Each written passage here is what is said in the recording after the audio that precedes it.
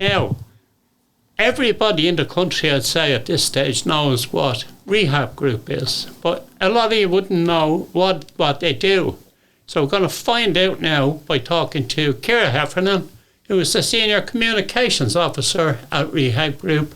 Ciara, you're very welcome to Disability Matters. Thank you so much, John. It's so nice to be here. I'm always want to know about history. Mm-hmm. Do you know a lot about the history of Rehab Group? I can give you a slice of it, yeah. So it began in 1949 in Pleasant Street in Dublin. It was catering for people who were recovering from TB. Right. So there was about 11 people. They gave them, the first people that started rehab wanted to make sure that these people were able to be brought back into society, because at that point there was a little bit of ostracization going on. Yeah. So it was basically like a sheltered workshop, giving them things to do. They were making uniforms for nurses. They were just doing stitching. And that gathered steam over time. And now we have about 250 centres across the country. So yeah, it's really changed over the last... some growth. It really is. And it's really changed. It used to be all about, meaningful employment, supported employment. Now we have health and social care. We've got training facilities. Yeah. Somebody who works, like one of my colleagues could be going to homes to give home support to people with disabilities. Brilliant. It's very, very varied. Yeah. Now, I'll ask you to go into a little bit more detail about all the services that you provide. But you might tell us who your target market is now. Well, it's a good question. I mean, I have to put on different hats when I'm talking about that. So for National Learning Network, which is our training centres, our target audience is people out there who are struggling to get a job or struggling to maybe get a college course and need to go and do a qualification with somewhere a little bit more inclusive and accessible. And we cater for them. Are we talking people with disabilities? People with disabilities, people with mental health issues, autism, maybe people with social anxiety, people who would qualify for disability payment. Maybe they've had a acquired brain injury or recovering from COVID or something like that. Right. People who, even if they don't get a disability payment, maybe they're just not in employment and they can't access mainstream education for whatever reason. Yeah. They could be at any age, above the age of 16 to 100, doesn't really matter. Those people who feel like they want to get a qualification and they want to build confidence and they want to make friends and they want to be somewhere where it doesn't feel like they have to fit in, that's somewhere that caters for them personally. National Learning Network can do that for them. Brilliant. Yeah. So, I should ask you about National Learning Network shortly. You might tell us how many people use a service, and do you know the gender split? This is a good question, the gender split. I wouldn't know for sure, but it seems to be a little bit more male than female. I don't really have a reason as to why that is. But we, especially with our rehab care programs across the country, it's a little bit more of the older gentlemen that are coming to access that kind of support in centre, resource centre. In terms of how many people, it's close to 13,000 across the country. Wow. Yeah, 13,000 people are supported by Rehab Group. And if it's a person with a disability, are family included in that? Yeah, not included in the 12,000. That's all the individuals. But then there's the family members would be gaining support from our staff as well. Especially for respite. Right. So there are families out there who have children, or maybe not. Not so young children, people of all ages, who need to go somewhere, maybe spend a weekend, maybe spend a couple of weeks in a supported residential service, so that the family have some respite because they're full-time carers. So we provide that as well. It's a tough job to be a carer. For a person with a disability. It is. Particularly the more tough disabilities. Yeah, if it's a physical disability, it can be, from my own personal experience, my mum was in palliative care before she passed away in 2018, and she was living at home at that time. I was working for rehab, and I was trying to work through all of the HSC supports that are out there. And it turned out that it was rehab care supporters who were coming to our home to help her with her physical needs in the months before she passed away. So these people were coming into my house, and they were colleagues of mine who I'd never met before, because we've got such a massive contingent of staff. Wow. So the work is very varied. It could be people who are carers coming to give home support to people like my mum, or people who, aren't in palliative care that are just need a little bit of support with their daily living, and they'll always need that support for the rest of their lives. These are people who may be in employment themselves, but need a carer to help them access that employment by helping them travel on a bus in their wheelchair and they need that support to go from A to B. It's very, very person-centred, is what I'd say about rehab. Yeah, and I got that from the website. It's absolutely fantastically person-centred. Yeah. So, if I'm a person with a disability and I want to access your service, talk us through how I get involved. It can depend on the service. Okay. So National Learning Network, you just send an email to info@rehab.ie. I get those emails. I look after all the emails that come from the general public. So I would be like, okay, you want to do a training course, you want a little bit of support with your independent skills, you want to maybe join an NLN, a National Learning Network training course, I will put you in touch with the local staff and they'll take it from there. So you can just apply directly. They might need you to possibly get a letter signed by your GP to say that you have support needs, but we can take you through that. With rehab care, which is the support that my mum received, that's all through HSE referral. Okay. So somebody comes to us saying, I need to go into a respite. I need my son to have a bit of respite, or I want my dad to go into a day service every day in a health and social care setting. I would say what I would suggest you to do is go to your local HSE health board or the public health nurse, and they will do an assessment and then they'll refer you on. So it's all about referral. And then the third service is Rehab Enterprises, which it's the smallest of the three divisions that we have, but it's kind of where we began. It's the heart of what Rehab Group is because it's about our supported employment. Okay. So we have about 150 people employed by Rehab Enterprises around the country in about 6 different sites. And to work with us, just send us an email as well and we can put you in touch with any of the different offerings that they do. They do a lot of different logistics, they do recycling, they just do a lot that any business might need at any point. So if I started today with rehab, I could end up working in one of those projects. Exactly, you definitely could. Wow, brilliant. Can you talk us through a typical day for a person using the day service? Yeah, so it could be 5 days a week. Get up in the morning. The most probably is transport that we've organised to pick that person up from their home. But not always. It depends on the person, and it probably depends on the region as well. Okay. Some people in very rural parts of Ireland, I know that doesn't really count for the listenership here, but we might have to get a HSE funded taxi to bring them to and from their service every day. Other places have a bus that will pick everybody up, and a lot of people want to learn independent travel skills. So those people are being supported to take a bus or the train or the DART or whatever to go to their service. And that's part of their programme support. So they'd arrive to the centre. There could be a daily meeting where everybody sits around and talks about their goals for the week. A lot of the time they do a lot of advocacy work for people with disabilities. So we'd have an advocacy meeting. An advocacy officer will come in externally from our head office and sit down and they do an advocacy meeting for the centre. What do we want to change about our local society here? Is there a bus stop that's in the wrong place which is causing an issue for a person with disability? It could be anything. Or somebody's not getting the right access to their healthcare. An advocacy officer would work one-on-one with them to see what can be done about that. Then they start a whole different range of programmes. It could be money management, arts and crafts, it could be independent living skills, communication skills, assertiveness skills. A lot of people in our services are doing a lot of work where they're giving presentations in external arenas, like they might be going to a conference and giving a presentation about what it means to them to have this kind of support and why there should be more funding for this kind of support. So we might do a session where we do a little bit of practicing on their presentation because we know it's only a couple of weeks to go before that's happening. A lot of trips happen in our services. So there's everybody in the centre decides what it is that they want to do. It's all about their own voice. So if they want to go to Galway for the day, that's fine. If they want to go to an accessibility conference for the day, let's figure out how to make that happen. So it's about a group. It's whatever the group wants, but there's also a lot of independent, individual goal setting as well.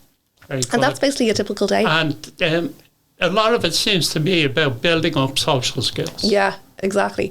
You know, for a lot of people, especially who come to National Learning Network, they may have been in school and they may not have found their tribe. Yeah. They may not have found those people that really support them and feel like they're friends, and they want to feel like they're part of a community. The thing I hear most when I talk to people who go through National Learning Network is that they find their tribe in National Learning Network. They find people who may have autism or social anxiety or mental health issues. Maybe not, maybe there's nothing in common, but they know that these are people who felt a little bit left out of society. And that's the common thread between people attending National Learning Network is that you're there to build up your social skills, feel confident in yourself and what you want to do in life. Not whatever the course is telling you should learn, but what it is that you want. What kind of skills do you want to build and how we can take you further. Brilliant. I read some of the stories that you have on your website, people's journeys. Yeah. And that you put it exactly correct. Yeah. That's what they wanted to do. Go from social isolation type situations to happy life. Exactly. I know it's really, really important because that's what makes everybody happy. You know, that's the most important thing in life. So, National Learning Centre you talked about there. Yeah. What's that all about? It's certified training courses for people who want to get a qualification. Levels 2 to 6, depending on which one it is. We have a hub in Mulhuddart. We have a training centre in Phibsborough, Swords, Tala, Slorgan. I'm definitely missing one. Oh, Ballyfermot, which is our biggest one.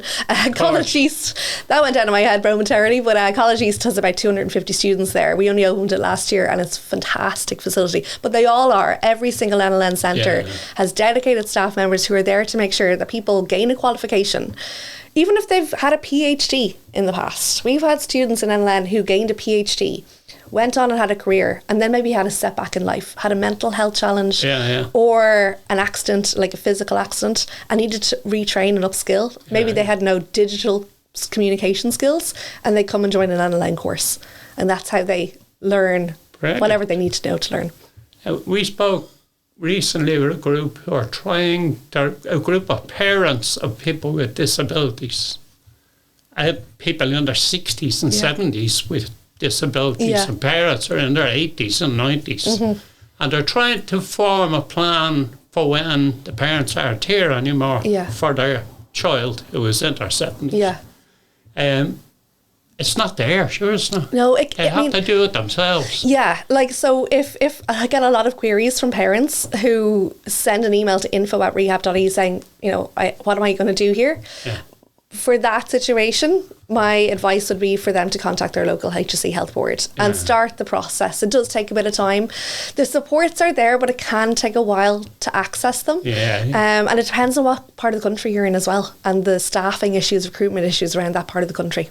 It can be an issue, but like the supports are there. But you have to go through a process. You have to go through a process. Yeah, Very you do. good. Yeah. Now, you also get involved in advocacy. Can you tell us some of the areas of advocacy that you get involved in? Absolutely. Our main focus this year is transport, especially for people outside of Dublin. That is huge for people. You know, I worked with a lady who has a vision impairment from Castlebar. Roisin is her name, and she's a very powerful advocate. She attends one of our rehab care centres in Castlebar. She does a lot of work up in Dublin and she doesn't drive. She uses a cane. Getting from her house to Heuston Station is great when everything works the way it should. You know, Irish Rail are fantastic, making sure that the supports are there for her along the journey, but she's to give them quite a bit of notice. So she can't just jump on a train, like the way I can jump on a train. You know, that's not possible. That's just one example of transport. Can I jump in there? Just one example is if you use trains, every station will list the amount of lifts that are out of action. I know. Which is disgraceful. It is. There's a lot of Sorry. You know, I love the Lewis because I'm on the Lewis line, but if I was thinking about it from somebody with a physical disability or an intellectual disability or a sensory disability, I would be very conscious of how many lifts are out of order all the time. You know, it can be a challenge for people. So where are you based?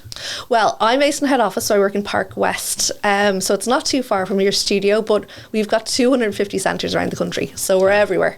You could be in any town in Ireland and you're probably not too far from a rehab centre, even if you're not quite sure that that's what it is. But we're always there, you know. We're so kind of embedded into the fabric of Irish society for the last 75 plus years that you're never too far from an NLN centre or a rehab care centre. I get you. Have you any events going on right now or in the very near future? Oh, good question. We've just finished our ab sale for Rehab, which was fantastic. We were up on the top of Croke Park. Now, I wasn't, but a big gang of people. I know. I was like, I cannot do it. And I did stand on the skyline because I had to take photos of the volunteers who were doing it for us, but that was the most that I could do. We had Paddy Maloney from the Traitors. He was out there for the day and he abseiled on behalf of Rehab Group. So we were thrilled. Everybody had a wonderful day. And that was to raise money for our centres. So it's for specialised equipment. We are funded by the HSE or the Department of Education or the ETBs for lots of our services. Properly funded. Good. However, we need extra funding. We need people to fundraise for us for, let's say, computer equipment that we don't have or sporting equipment. Or if we have a centre in, let's say, Swords, it doesn't have an automatic door and it's just a door that people are struggling to get through. We need funding to kind of upgrade that. That's the kind of thing that we do need funding for, and it's just as important as everything else. So we have these fundraising events. So we did that event, which was fantastic.